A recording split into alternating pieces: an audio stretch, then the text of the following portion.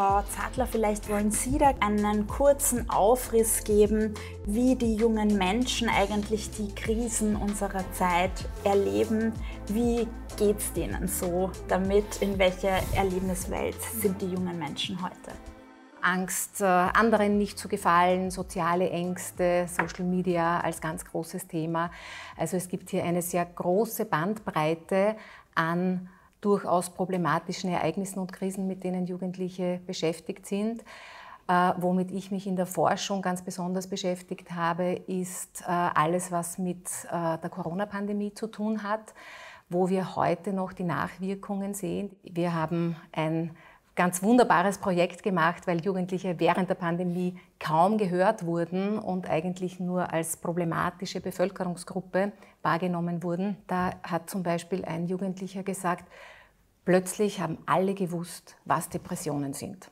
Alle kannten die Symptome, also das war einfach sehr nahe, durchaus auch psychische Erkrankungen und Problematiken, die vielleicht ansonsten im Jugendalter nicht so eine große Rolle spielen und wo ja auch alle großen Studien zeigen, dass nach wie vor die Inzidenzen sehr hoch sind. Herr Lüftenegger, vielleicht wollen Sie da anschließen, auch aus Perspektive der Bildungspsychologie. Wie kann man lernen und wie verändert sich das auch angesichts der zahlreichen Krisen, von denen wir nun auch schon gehört haben? Ich bin mir nicht sicher, ob sich so etwas Grundsätzliches ändert. Ich glaube, dass die Ziele, insbesondere wenn man sich an die Schule überlegt, schon die gleichen geblieben sind, Menschen auf spätere Leben vorzubereiten, also junge Menschen. Zur Vorbereitung gehören schon so etwas wie kulturelle Basiskompetenzen, das heißt die Beherrschung der Verkehrssprache, das heißt Deutsch, mathematische Modellierung, Fremdsprachenkompetenz, aber natürlich auch heute informationstechnologische Kompetenz. Das alle diese Dinge, glaube ich, die sind immer noch wichtig. Also man braucht den Basisstock. Zusätzlich braucht man Allgemeinwissen. Auch das ist quasi so ein bisschen das Orientierungswissen, das man quasi in unterschiedlichen Kontexten erprobt.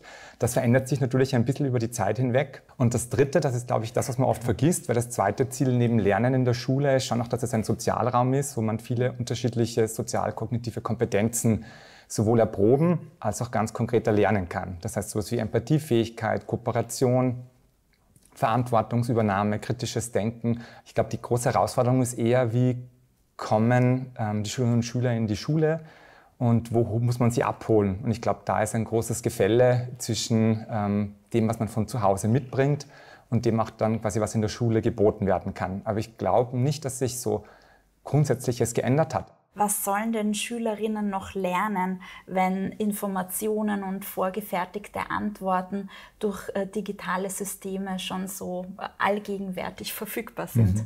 Schülerinnen brauchen Basiskonzepte, brauchen ein Grundwissen, ein Orientierungswissen, damit sie erkennen, das sind Fake News. Sie brauchen auch neue Qualitäten, das heißt, sie müssen die Quellen im Internet beurteilen können. Gestern hat Donald Trump von sich gegeben, dass der Klimawandel der größte Betrug aller Zeiten ist. Ja, also jetzt kann ich einfach nur eine Meinung dagegen halten. Nein, das stimmt nicht.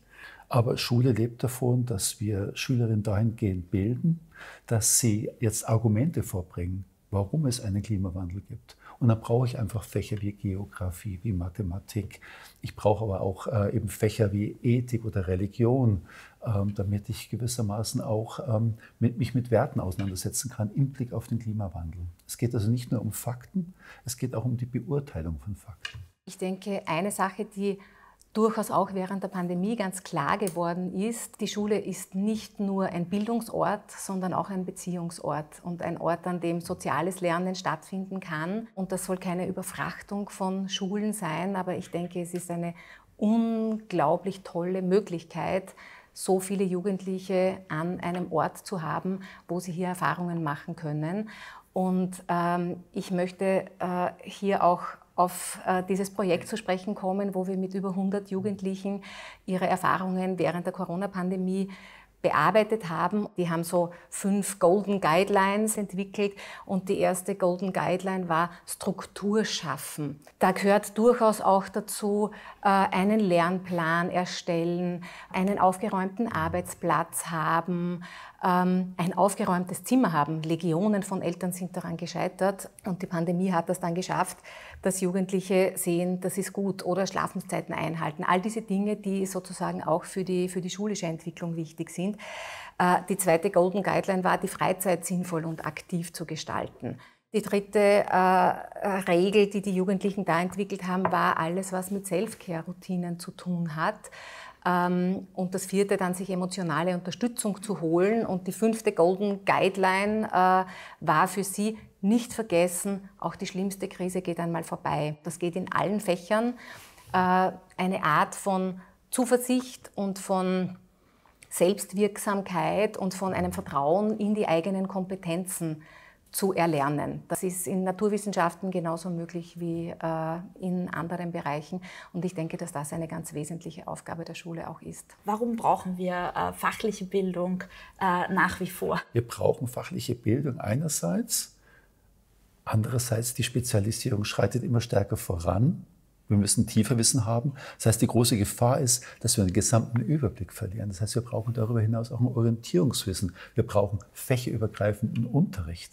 Das ist ja auch wieder Themen wie Klimawandel oder Corona, dass die aus verschiedenen Perspektiven beleuchtet werden. Ja, das sind einfach ganz wichtige Punkte. Da hat Promme, ein pädagogischer Psychologe, auch in Zeiten von Corona, hat den Begriff des informierten Vertrauens geprägt. Und Sie haben ja gerade auch von Vertrauen gesprochen. Also wir brauchen die Information, aber wir stoßen immer wieder an Grenzen. Denn auch Wissenschaft liefert nicht einfach die Wahrheit. Viele sprechen auch oft von einer Sturm- und Drangphase, die haben nicht alle Schülerinnen und Schüler, aber dort entwickeln sich unterschiedliche Dinge. Und aufgrund der sozialen, psychischen, aber auch biologischen Entwicklung gibt es Dinge, die wichtiger werden. Eins haben wir gerade auch gehört, das ist sowas wie Kompetenz erleben. Ich möchte selbstwirksam sein, ich möchte selber etwas schaffen können.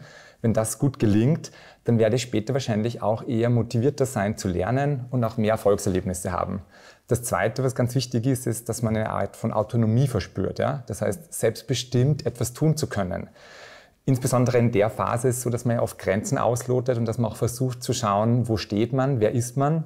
Das heißt, wenn Schule schafft, dass sie einerseits dieses Kompetenzerleben, die Selbstwirksamkeit fördert, aber auch die Autonomie, dann hat man eigentlich schon ganz viele dieser Entwicklungsschritte schon ein bisschen abgefangen. Und das Dritte wäre, und das haben wir auch vorher schon gesagt, dass man irgendwie sozial eingebunden ist. Also man hat irgendwie 11.000 Stunden, die man in der Pflichtschulzeit in der Schule verbringt.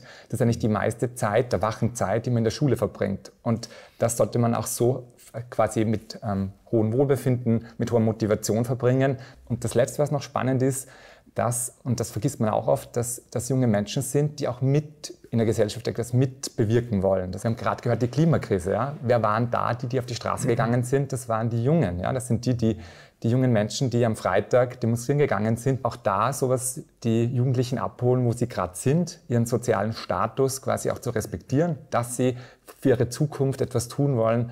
Ich glaube, an dem kann man relativ leicht ansetzen und nicht nur in einem Fach, sondern in verschiedenen Fächern. Ja. Insgesamt ist es in den letzten 10, 15, 20 Jahren ein bisschen schwieriger geworden, insbesondere Kinder quasi zu motivieren. Eins wäre zum Beispiel den Nutzen aufzeigen. Also warum brauche ich das? Warum mache ich das? Ja? Warum lerne ich das? Warum lerne ich Zinseszinsrechnung? Ich glaube, wenn man es versucht, immer an der Lebensrealität der Menschen irgendwie zu verorten, ihnen ganz konkret mitzugeben, warum braucht man das? Ich werde vorbereitet auf spätere Leben.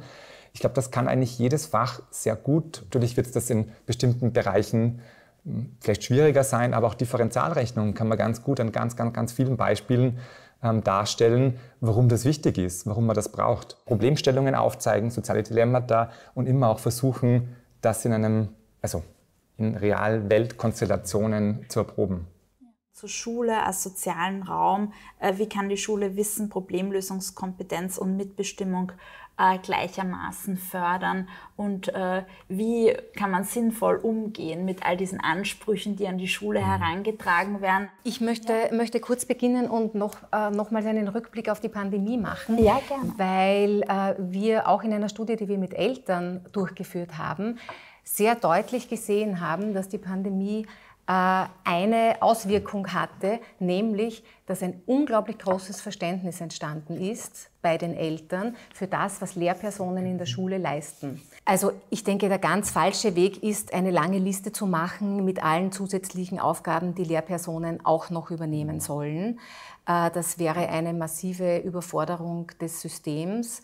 Alles, was an sozialen Kompetenzen in den Schulen erlangt werden soll, kann sehr stark gefördert werden durch das Miteinander der Schüler und Schülerinnen in allen Fächern. Diese Überlegungen, wofür brauche ich denn diese blöde Zinseszinsrechnung, die mich genau überhaupt nicht interessiert, könnte man auch an die Schüler und Schülerinnen übertragen, hier durchaus auch in partizipative Formate zu gehen und die Jugendlichen auch ernst zu nehmen in dem, wie sie ihre Umwelt wahrnehmen oder Social Media einbinden, Themen, die Jugendliche vielleicht dort finden und in den Unterricht mitbringen können.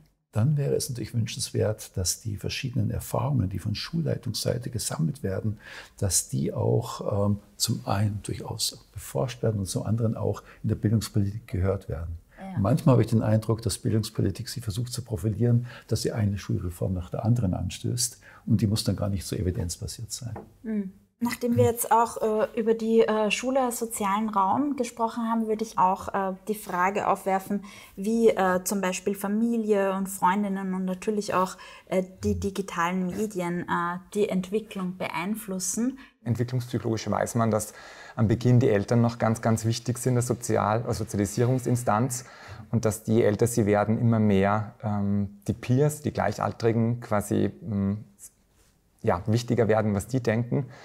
Und ich glaube, bei den digitalen Medien ist es wahrscheinlich mittlerweile so, es hängt ein bisschen davon ab, wann sie damit konfrontiert werden. Ja? Also wenn ich sehe, dass oft schon die Kleinsten irgendwie das Handy immer ständig dabei haben und auch, dass sie schon Accounts haben, dann wird natürlich das digitale Umfeld sie früher shapen, als wenn das irgendwie erst später passiert. Aber ich glaube, das ist eine Instanz, die jetzt ein bisschen quer liegt. Ja? Also hängt ein bisschen davon ab, wann konfrontiere ich sie damit, möchte ich sie beschützen, beziehungsweise möchte ich sie aufs spätere Leben vorbereiten, wo das trotzdem ein Thema sein wird. Und da bin ich mir nicht ganz sicher, ob wir da schon gute Antworten haben, wann da ein guter Zeitpunkt ist. Ich würde aber trotzdem sagen, eher nicht zu früh, aber der Einfluss ist sicher da. Ein ganz wichtiges Thema, künstliche Intelligenz, aber auch soziale Medien für die Schulen. Social Media nicht zu früh, weil wir tatsächlich über eine große Anzahl an Studien verfügen, die zeigen, dass übermäßiger Social-Media-Konsum Auswirkungen auf die psychische Gesundheit von Kindern und Jugendlichen hat, negative Auswirkungen. Und auch da sind durchaus Eltern gefragt, weil klar feststellbar ist, wenn es innerhalb des Sozialraums von Kindern auch zum Beispiel Absprachen von Eltern gibt, wie lang darf denn das Handy aufgedreht werden, dann ist es nicht peinlich, wenn ich die Einzige bin, die um 8 Uhr abdrehen muss, wenn alle Eltern in einer Klasse beispielsweise am Elternabend zum Beispiel vereinbart haben und dass es auch die Eltern als positive Vorbilder braucht. Das ist ja auch mitunter ein Problem. Ich habe Studien gemacht, wo wir mit jungen Volksschulkindern noch über den Social Media und Handykonsum gesprochen haben und die haben gesagt, ja, ich würde das aushalten, aber die Mama ist ja dauernd am Handy oder der Papa tut immer nur arbeiten, obwohl er sagt, er hat jetzt dann Zeit für mich. Was ich sehr interessant gefunden habe dazu war die Überlegung von Clemens Setz, vom Autor, der hier sehr schön argumentiert hat, dass er eine Entwicklung sieht, die in Richtung eines, er nennt das tertiären Analphabetismus gehen könnte, wo einerseits Jugendliche, Schüler, Schülerinnen oder generell wir alle sozusagen, die Kompetenz verlieren könnten, Texte zu schreiben, aber auch die Kompetenz verlieren könnten, überhaupt zu differenzieren, ob ein Text von uns oder für uns geschrieben wurde. Er sagt dann so schön, die Schüler und Schülerinnen können zwar nicht mehr schreiben, aber sie können irrsinnig gut wünschen. Und man nennt das jetzt nicht mehr wünschen, sondern prompten. Und sie können einfach sehr gut einer künstlichen Intelligenz mitteilen, was sie gerade brauchen, für welchen Unterrichtsgegenstand, welches Buch, welche Zusammenfassung beispielsweise. Dass diese Differenzierung, was kommt hier eigentlich von mir? Und umgekehrt dann auch, wie kann ich dieses Produkt, das mir vorgeschlagen wird, kritisch betrachten und wie kann ich damit umgehen? Das ist tatsächlich eine Diskussion, die wir, glaube ich, führen müssen und eine Kompetenz, die auch Jugendliche brauchen. Und wir sehen das in dramatischem Ausmaß an den Universitäten, weil einfach das Bewusstsein dafür, dass es nicht okay ist, 1:1 einen ChatGPT-generierten Text als Seminararbeit zu präsentieren, sehr gering ausgeprägt ist und wir einfach nach wie vor sehr gern hätten an den Universitäten, dass die Studierenden über diese Basiskompetenz Lesen und Schreiben verfügen und kritisch sich auseinandersetzen auch mit dem, was geschrieben wird und was für Texte sie abgeben.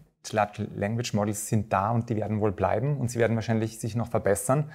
Was wir leider nicht so gut wissen, ist, wie, also wir müssen sie, glaube ich, integrieren und berücksichtigen, aber wie wir das gut tun. Also da, glaube ich, gibt es jetzt aktuell viele Versuche, viele probieren das aus, aber es gibt noch nicht so viel Evidenz, wie das wirklich sinnvoll ist, in welchem Ausmaß, wo macht man es nicht. Und ich glaube, das wird die große Herausforderung, sowohl für uns Lehrende an den Unis, ja, aber auch in der Schule, weil viele Lehrpersonen wissen selber nicht, wie man das verwendet, benutzt, wie man gut promptet und müssen es dann aber quasi implementieren und versuchen zu berücksichtigen. Also ich hatte immer gute Ideen und erst in dem Moment, also wenn man sie hinschreibt, wird auch klar, ob sie wirklich so gut waren, ob sie so klar waren und ob man nicht doch irgendwo was vergessen hat. Das heißt, dieses klare Denken, dieses scharfe Denken, das entsteht bei mir zum Beispiel immer beim Schreiben, weil ich dann draufkomme, ob es funktioniert oder nicht. Und wenn man jetzt den Text schon bekommt, der gut klingt, natürlich kann ich den überarbeiten, aber da wird auch ein Skill verloren gehen, dass man einfach nur durch Training sich aneignen kann und durch selber Schreiben lernt. Ich glaube, aus der Bequemlichkeit herauszukommen, hin und wieder bewusst, wird nicht nur für die Schülerinnen und für die Lehrenden, sondern auch vielleicht für uns mal ein Thema werden. Und ich glaube, als Ergänzung ist es ein super Tool.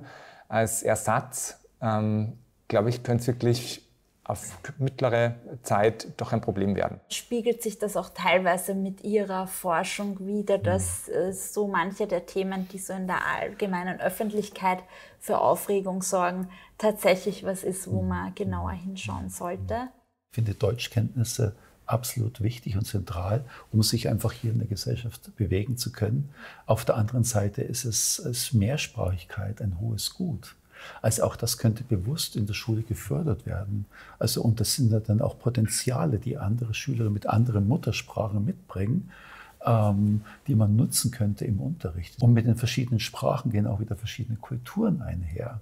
Das heißt, wir brauchen eine Pluralitätsfähigkeit. Aber es geht darum, dass ich andere Kulturen, dass ich offen bin, dass ich die wahrnehme, dass ich nicht sofort beurteile, verurteile das andere, dass ich eine Offenheit für das andere entwickle, umgekehrt aber auch nicht für alles nur offen bin, sondern auch wieder es wage, mich selbst wie auch andere zu kritisieren. Wir brauchen eine chancengerechte Schule für alle Schüler und Schülerinnen.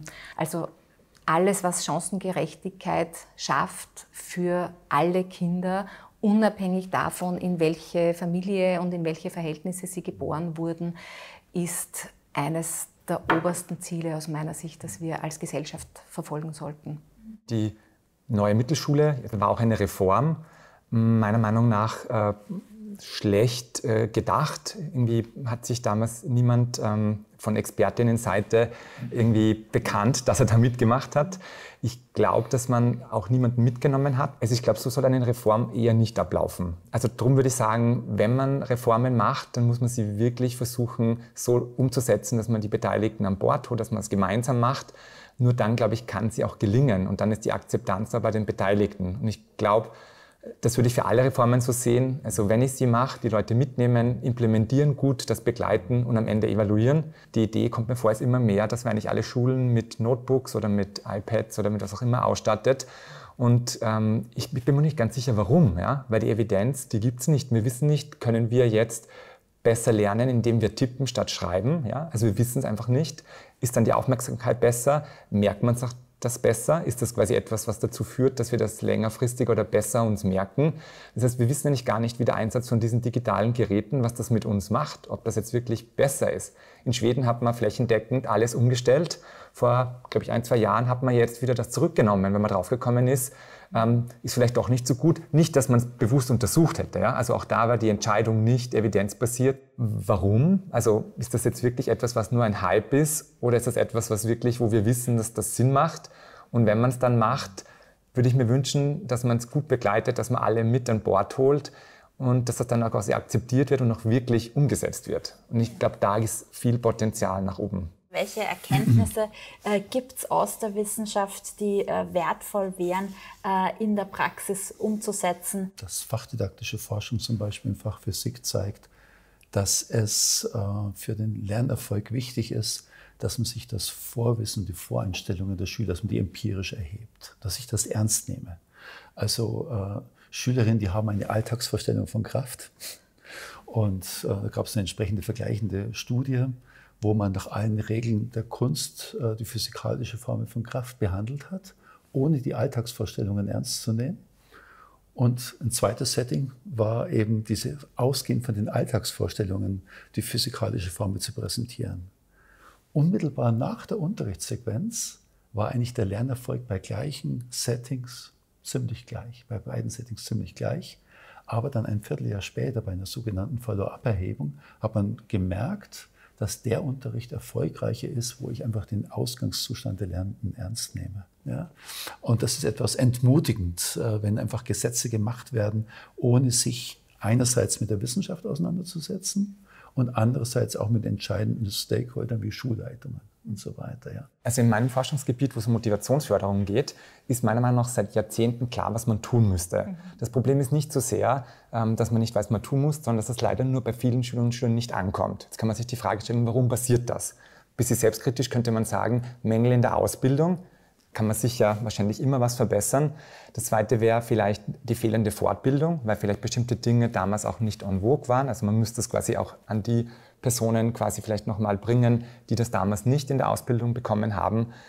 Probleme in der Umsetzung. Vielleicht probiere ich was, es funktioniert nicht, dann mache ich es nicht mehr. Aber wahrscheinlich muss man auch sagen, dass eine gewisse Innovationsresistenz auch bei bestimmten Lehrpersonen vorherrscht. Ich möchte aber nicht pessimistisch enden. Also es gibt ganz klar, unabhängig, ob das jetzt Mittelschule, Volksschule oder auch Gymnasium ist, viele super Beispiele, wo das funktioniert. Ja? Also es liegt oft nicht so sehr an den Ressourcen, an den Voraussetzungen, sondern an der Umsetzung. Ich glaube, da haben wir schon Möglichkeiten, das noch zu unterstützen oder zu verbessern. In den allermeisten Bereichen liegt es, glaube ich, nicht daran, dass Studien oder Ergebnisse oder Erkenntnisse fehlen. Klar, Evaluierungsstudien und so weiter, sofort brauchen wir zu ganz vielen Bereichen, aber es ist gleichzeitig auch sehr viel Wissen da. Und das sollte entsprechend genutzt werden. Es ist nicht immer so, dass wir in der Wissenschaft tolle Erkenntnisse haben und sagen, das soll jetzt dann in den Schulen bitte schön umgesetzt werden, sondern in beiden Bereichen gibt es einfach wichtige Erfahrungen, gute Ideen und daher plädiere ich sehr für dieses Miteinander und für den gegenseitigen Austausch, um überhaupt einmal zu sammeln, welcher Schatz hier ohnehin schon vor uns liegt. In Anbetracht der Digitalisierung und des schnellen Wandels scheint es mir wichtig zu sein, dass wir auf der einen Seite in den Fächern Basiskonzepte vermitteln und auf der anderen Seite eben, weil aus dem Internet Quellen bezogen werden, dass wir diese Quellen dann auch kritisch beurteilen können. Also dieses Zusammenspiel scheint mir sehr, sehr wichtig zu sein als Future Skill. Ich möchte dafür plädieren, dass wir die Schule auch als Ort des sozialen Lernens sehen, dass Schüler und Schülerinnen dort Selbstwirksamkeit lernen, in einem sehr übergreifenden Sinn in allen Fächern und dass sie rausgehen aus der Schule mit dem Bewusstsein, dass sie sehr viel erreichen können und sehr viel schaffen können. Ich glaube, es wäre wichtig, dass man Menschen, die Hunger haben, nicht den Fisch gibt, sondern ihnen das Fischen lernt. Und wenn ich das übertragen würde, würde ich sagen, wir müssen schauen, dass Schülerinnen und Schüler oder junge Menschen in der Lage sind, selbstreguliert zu lernen. Und ich glaube, so eine Grundkompetenz, dass ich mein Lernen selbstreguliert gestalten kann, ist, glaube ich, zeitlos und wird auch in Zukunft notwendig sein, vielleicht sogar noch wichtiger sein, als heute schon ist.